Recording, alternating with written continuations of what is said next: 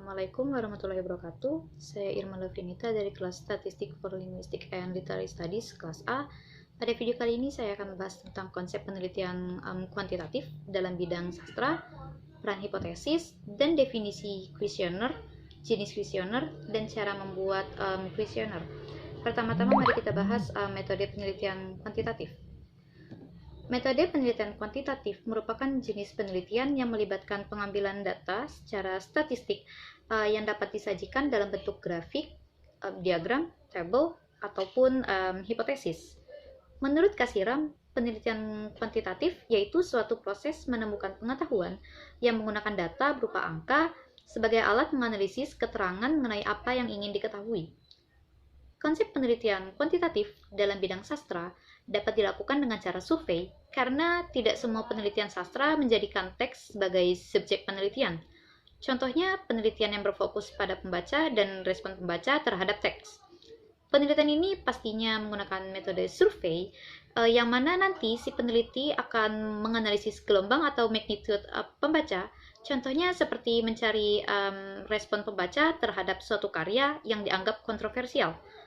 Nah, untuk datanya, kita dapat membuat kuesioner yang akan dijawab oleh responden. Lalu, kita bahas tentang hipotesis. Hipotesis yaitu jawaban sementara atas pertanyaan-pertanyaan yang ada dalam rumusan masalah penelitian. Hipotesis merupakan kesimpulan dari penelitian yang belum terbukti kebenarannya, atau dengan kata lain, hipotesis dapat dikatakan sebagai dugaan sementara. Tujuan atau peran hipotesis yaitu untuk membantu pengambilan keputusan. Hipotesis dapat menjadi acuan dalam proses pengumpulan data yang diperlukan untuk menyelesaikan masalah yang ingin dipecahkan dalam suatu penelitian. Lalu kita bahas tentang kuesioner, yaitu definisi kuesioner, jenis-jenis kuesioner, dan cara membuat kuesioner. Pertama-tama, definisi kuesioner. Kuesioner adalah daftar pertanyaan yang dikirim kepada responden, baik secara langsung maupun tidak langsung, sehingga alat penelitian ini biasanya berupa pertanyaan atau pernyataan yang dapat dijawab sesuai bentuknya kepada responden. Misalnya, apabila kuesioner ini bersifat tertutup, maka cara menjawabnya cukup dengan membubuhkan checklist atau tanda centang pada kolom yang telah disediakan. Sementara apabila kuesionernya bersifat terbuka, maka cara menjawabnya yaitu dengan mengisi jawaban pada kolom yang telah disediakan. Ada 3 jenis kuesioner, yaitu kuesioner terbuka, tertutup, dan campuran. Pertama, kuesioner terbuka. Kuesioner terbuka adalah daftar pertanyaan yang memberi kesempatan kepada responden untuk menuliskan pendapat mengenai pertanyaan yang diberikan peneliti, sehingga dalam hal ini proses mendapatkan datanya bisa dibilang memerlukan keahlian penelitian dalam memberikan pertanyaan yang mudah untuk dipahami. Yang kedua yaitu kuesioner tertutup. Kuesioner tertutup yaitu daftar pertanyaan yang alternatif jawabannya telah disediakan oleh peneliti. Cara ini seringkali dianggap efektif dengan alasan karena responden dapat langsung membubuhkan tanda centang atau tanda checklist ke dalam kolom yang telah disediakan. Lalu yang ketiga yaitu kuesioner campuran.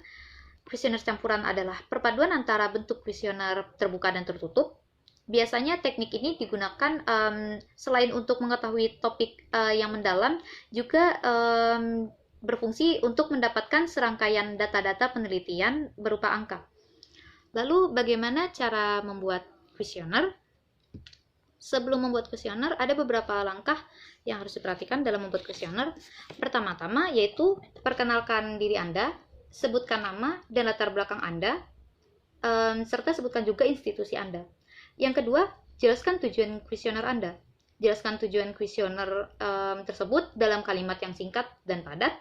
Yang ketiga, paham dan jelaskan tujuan pengumpulan data, seperti apakah data tersebut digunakan seperti untuk kepentingan proyek kelas kah, atau publikasi penelitian, atau data tersebut digunakan untuk meneliti pasar. Yang keempat, ukur waktu pengisian kuesioner. Berikan estimasi rentang waktu yang dibutuhkan responden untuk mengisi kuesioner. Dan yang kelima, yaitu jelaskan insentif atau bentuk ucapan terima kasih yang akan diterima responden, selain ucapan terima kasih, Anda bisa memberikan hadiah menarik seperti permen atau coklat kepada responden Anda. Selain itu, dengan adanya hadiah unik-unik tersebut, Anda ini menarik perhatian responden Anda untuk mengisi kuesioner yang Anda berikan atau yang Anda buat. Lalu yang terakhir, pastikan kuesioner Anda terlihat profesional. Cek selalu apakah ada kesalahan ketik, tata bahasa, ejaan, atau ada kesalahan tanda baca pada kuesioner Anda. Beri judul kuesioner Anda, dan jangan lupa untuk memberikan ucapan terima kasih kepada responden di akhir kuesioner yang Anda buat. Sekian dari saya, kurang lebihnya saya mohon maaf. Terima kasih atas waktu Anda untuk menonton video ini. Saya ucapkan Assalamualaikum warahmatullahi wabarakatuh.